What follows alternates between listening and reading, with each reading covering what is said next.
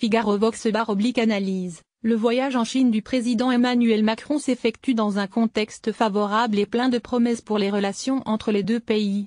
Jean-Bernard Pinatel livre une analyse des enjeux qui attendent les dirigeants des deux pays. En se rendant en Chine du 8 au 10 janvier, Emmanuel Macron va rencontrer le président Xi Jinping qui commence un second mandat de 5 ans avec un gouvernement encore plus restreint. En effet, il dirigera désormais cet immense pays avec un comité permanent resserré autour de 7 fidèles collaborateurs. Macron sera face à un leader qui a exprimé en septembre 2013, au Kazakhstan, une vision stratégique claire et ambitieuse pour l'avenir de la Chine. Xi Jinping a eu l'habileté de ne pas s'appesantir sur les immenses défis que son pays doit relever dans les 20 ans à venir, ce qui aurait pu être démobilisateur. Il les a présentés positivement en les rassemblant dans un seul projet concept qui fait référence à l'ancienne route mythique de la soie et qui est désormais appelée Belt and Trade Initiative BRI. Face à son interlocuteur, le président Emmanuel Macron dispose de cartes importantes pour donner un nouvel élan aux relations franco-chinoises dans un contexte de relations sino-américaines tendues sur le plan stratégique, économique et technologique. Le contexte sino-américain. Lundi 18 décembre 2017, en dévoilant la nouvelle stratégie de sécurité nationale américaine, Trump a classé la Chine dans la même catégorie que la Russie en qualifiant ces deux pays de puissances révisionnistes et de concurrents hostiles qui cherchent à façonner un monde antithétique aux valeurs et intérêts américains. La Chine et la Russie défient le pouvoir, l'influence et les intérêts américains, en essayant d'éroder sa sécurité et sa prospérité, indique le document. Sur le plan économique, Trump a été élu sur le slogan Make America Great Again par la classe moyenne américaine qui voit son niveau de vie stagner et qui en attribue la cause à l'hémorragie de l'industrie américaine au profit de l'étranger, et principalement la Chine, le Canada ou le Mexique.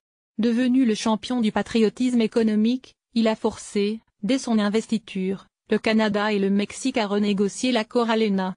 Le 1er juin 2017 à Washington, il a annoncé que les États-Unis, deuxième pollueur de la planète, allait sortir de l'accord sur le climat signé à Paris en décembre 2015 par la quasi-totalité des pays du monde.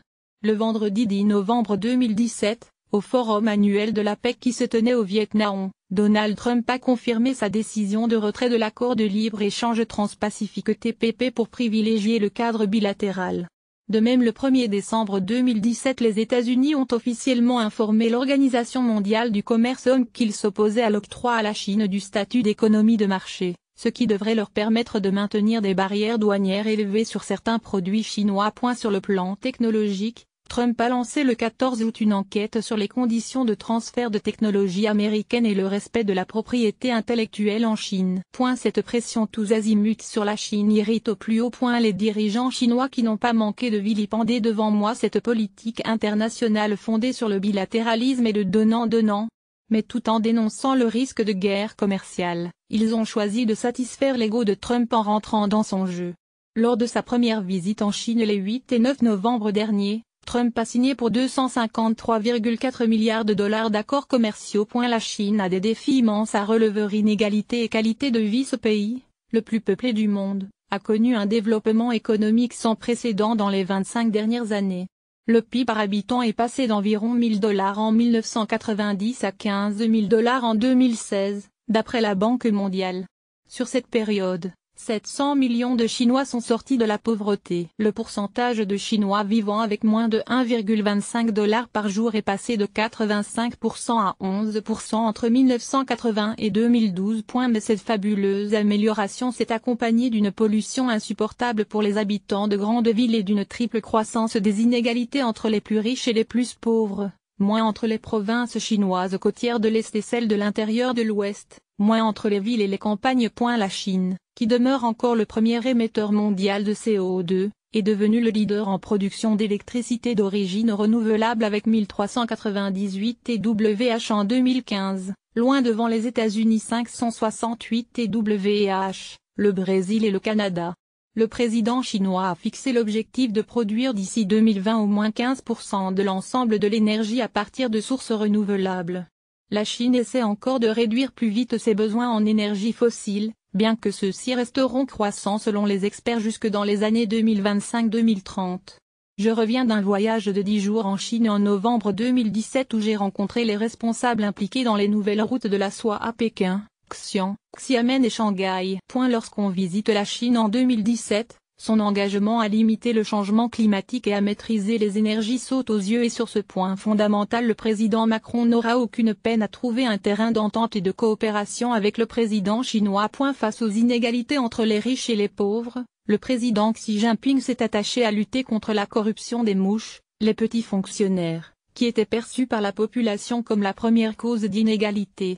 Il n'a cessé de renouveler sa volonté de bâtir un parti et un gouvernement propre. Pour le tout-puissant numéro 1 du PCC, il s'agit là d'une question de vie et de mort pour le parti et pour la nation.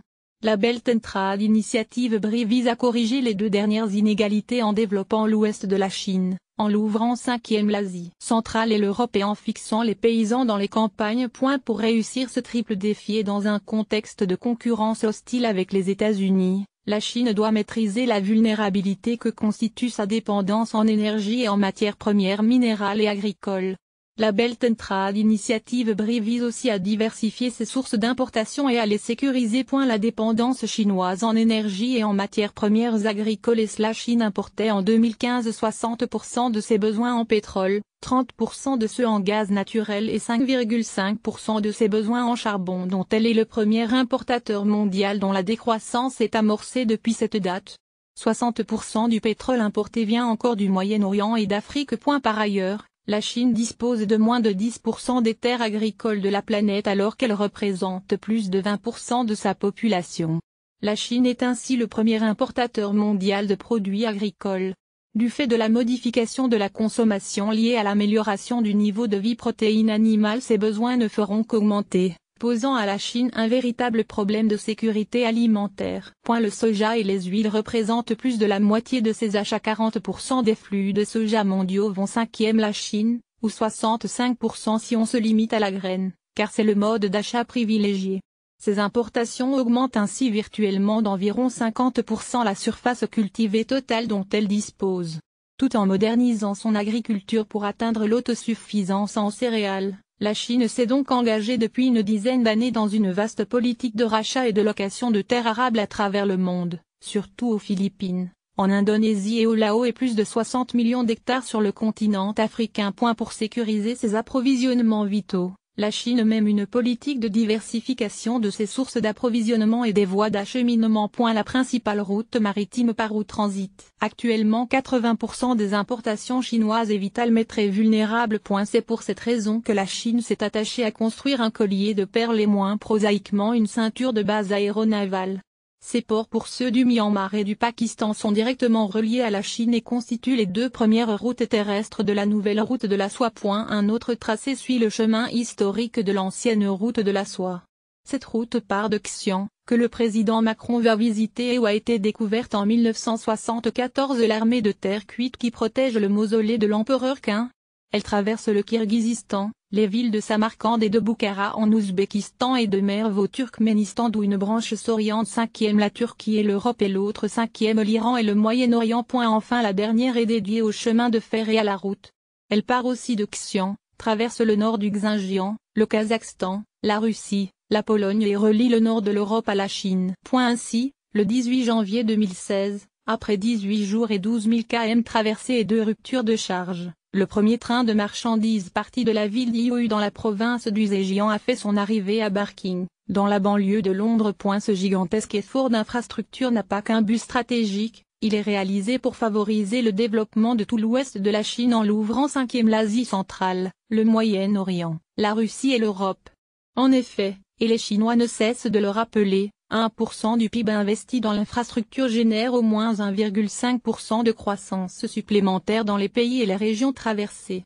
Par ailleurs, alors que les États-Unis affichent leur volonté de ne passer des accords qu'en bilatéral, la Chine affiche une volonté de coopération multilatérale avec les États et les institutions financières régionales et internationales pour financer ce gigantesque chantier par un pool de banques dont le capital a été ouvert à tous les pays traversés. L'enjeu technologique. Par ailleurs, le président Macron qui veut relancer la recherche française et favoriser le développement des technologies d'avenir trouvera chez le président chinois une oreille attentive. Car la Chine a un besoin immense des technologies occidentales, d'autant plus que la source américaine risque de se tarir prochainement. Enfin la Chine est confrontée comme la France à l'islam radical.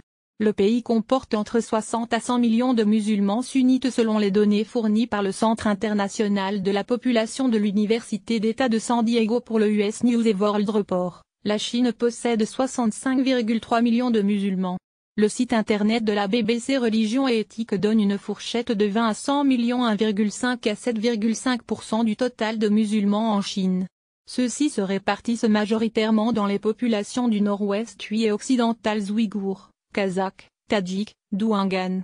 Depuis 2013, la Chine a eu à déplorer des attentats terroristes de masse provenant essentiellement de populations ouïghours. Les services chinois pointent la Turquie, dont les services auraient facilité l'accès de djihadistes chinois en Syrie.